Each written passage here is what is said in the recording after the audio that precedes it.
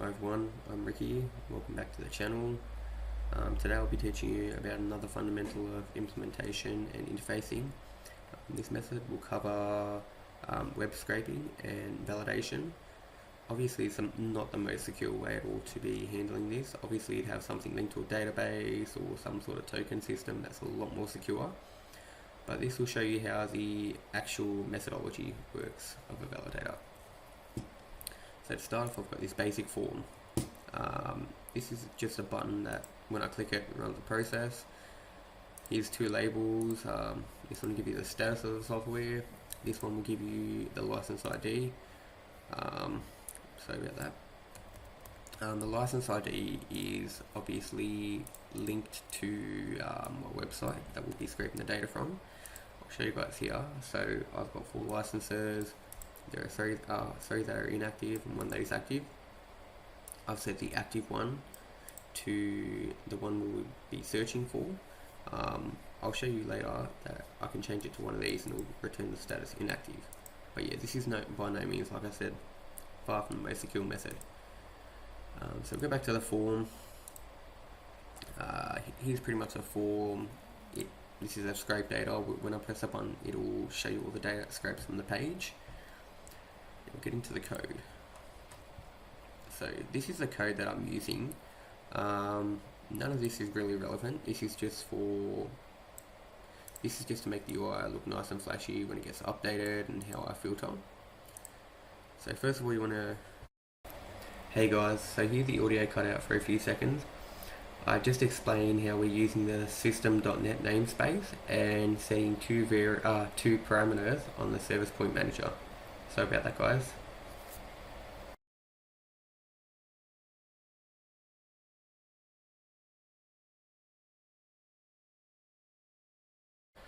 Then you want to create a web client.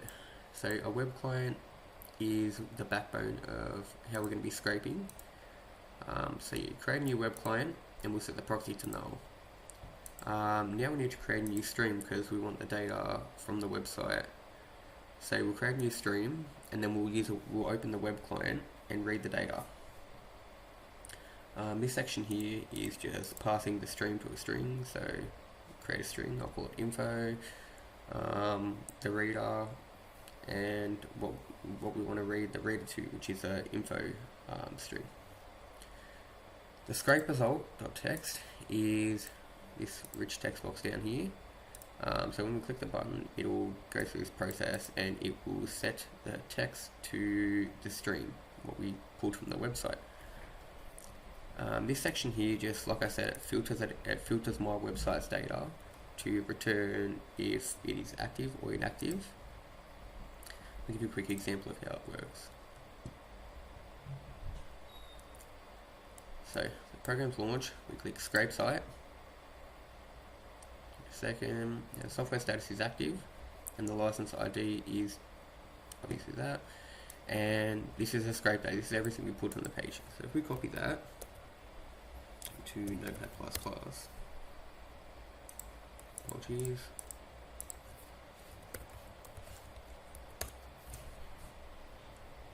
we'll create a new sheet, Control-V.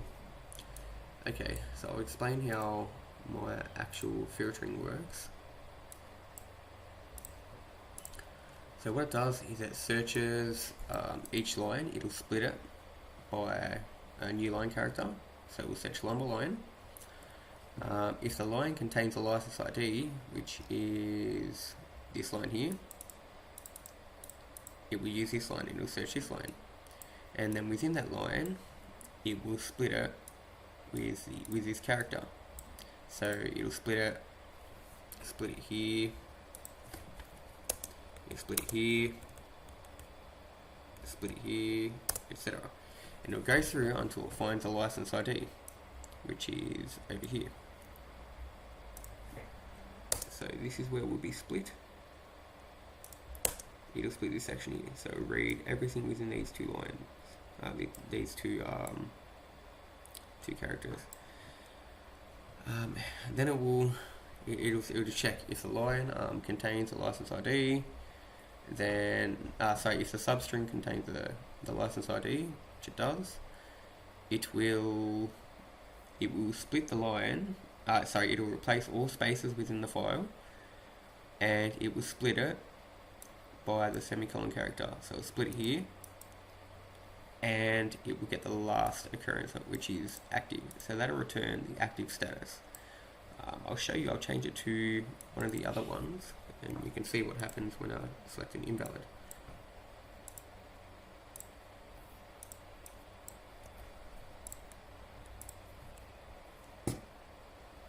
I'll scrape the site data again and see it returns status inactive. That's pretty much the basics of a web scraper and some light filtering.